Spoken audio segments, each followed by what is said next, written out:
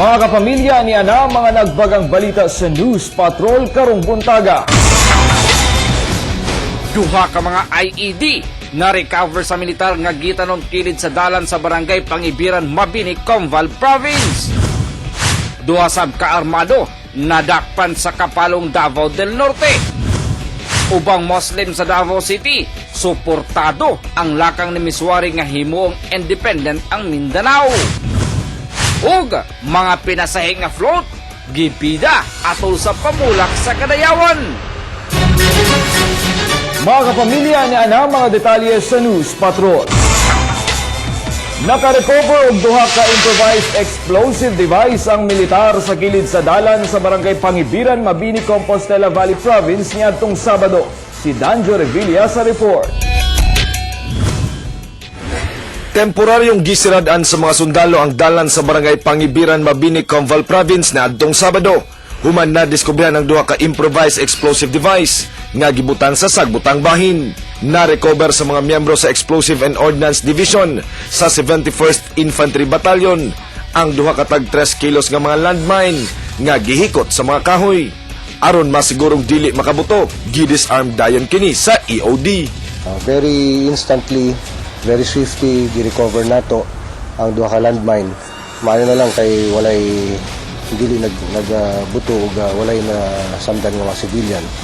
Matod ni 10th Civil Military Operations Battalion Commander Jake Obligado nga ang mga rebeldeng New People's Army ang nibutang sa IED. Gikadismaya sab niini ang hinimuan sa mga rebelde. Sanglit pwedeng madamay ang mga sibilyan kung ugaling nibuto kini. Desperado na gyud kay wala na sila pakialam madamay man ang civilian o dili basta magpabusikad sila og landmine. These are terroristic acts already. These are criminal acts. Ubos sa Comprehensive Agreement for the Respect for Human Rights and International Law o CARIL.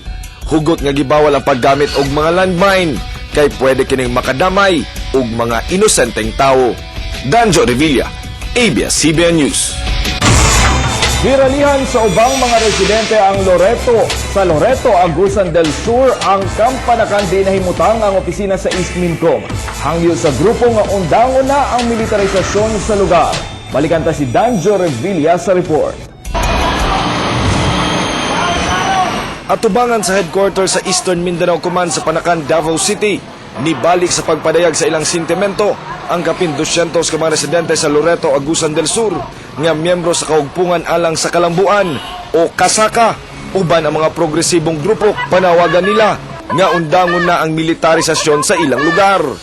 Nadugangan sabang ilang kabalaka, sanglit nagpahigayon og food blockade ang mga sundalo sa lugar ug nagpatuman sabog ID system sa mga residente. Perti na gyud nilang pagkuan dito kay ultimo pagkaon, bugas, anay limitasyon.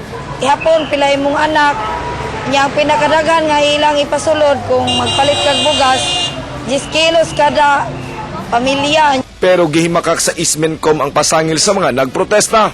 Mato ni Captain Severino David, spokesman sa Ismencom, nga peace and development operation ang ilang gihimo sa Loreto ug dili militarisasyon.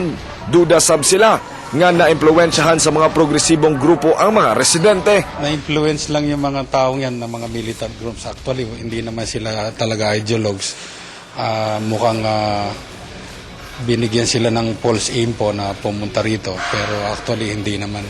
Kini parte sa padayong protesta sa mga biktima din sa militarisasyon, pagpamakwit sa mga katauhan sa Agusan na dini karon sa dakbayan sa Davao. Nagbahad ang kasaka ug mga militante nga dili muundang sa ilang mga lihok protesta hangtod dili nila makabot ang ilang gipangayo. Danjo Revilla, ABS-CBN News.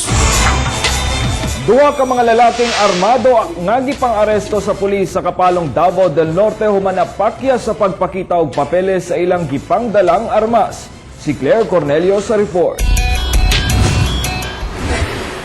Nadakpan sa Kapalong Pulis ang mag-amigo nga sila Jess Piña Redondo, 36 anyos, ug Jonathan Daguhoy, 37 anyos, human gisumbong sa mga pulis nga nagdala-dala og armas samtang nag-inom sa usa ka tindahan atubangan sa balay ni Kapalong Mayor Edgardo Timbol diha sa Gomez Street, Barangay Poblacion, Domingo sa kaadlawon.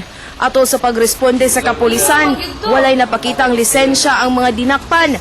Busa, gipaslak sila sa prisuhan. During the time na nag-inom sila, ginapakita nila na ilang mga baril, ang gidisplay pa sa mga patron dito sa store na game na nila. Nakuha sa posisyon ni Peña Redondo ang usa ka .45 nga pistola ug duha ka magazine nga naay 21 ka mga bala. Samtang kang Daguhoy, usa ka .40 nga pistola, usa ka magazine nga naay napulo ka mga bala. Nagdumili sa paghatag og komento ang mga dinakpan.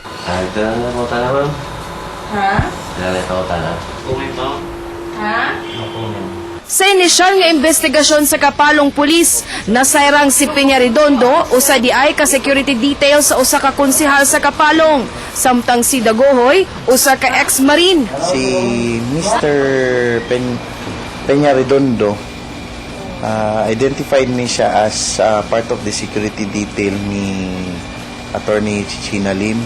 While si Jonathan Daguhoy, dati siyang miyembro sa Philippine Marines. Gimension yun niya, ma'am, na detail siya kay Senator Trillanes. Misuway pa og pakig-areglo ang mga dinakpan sa kapulisan. Apan, desidido ang kapulisan nga mopasaka og kasong paglapas sa RA 8294 kon illegal possession of firearms and live ammunitions. Claire Cornelio, ABS-CBN News.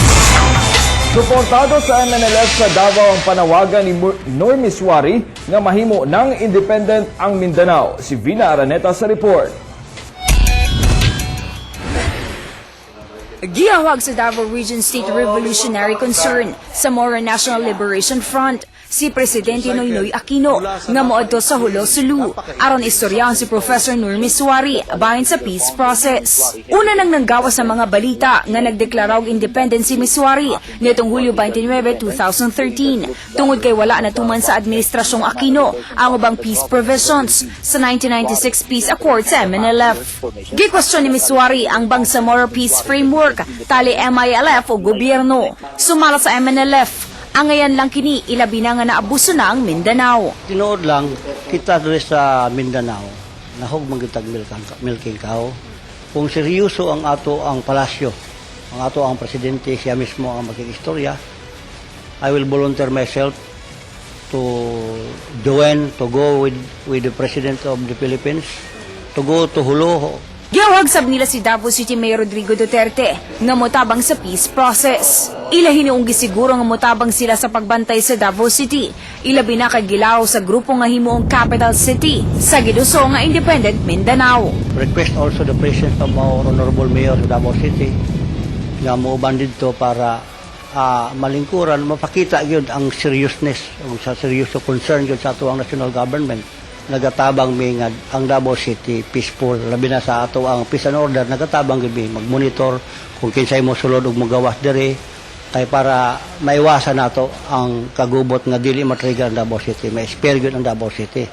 Labi na nga mo ni gipili ni Chairman Normy Suarez the capital city of the Bangsamoro homeland, Davao City. Kaming mga babae tanan nangandam kami alang og husto nga pagabuhat nga kalinaw para sa katumanan sa pagkabansang Moro din sa Mindanao. Gitakdang makikita kang Suari ang iyang mga supporters sa Davao City. Vina Aranata, ABS-CBN News. Mga kapamilya, tangian daghan pang mga balita sa pagbalik sa News Patrol.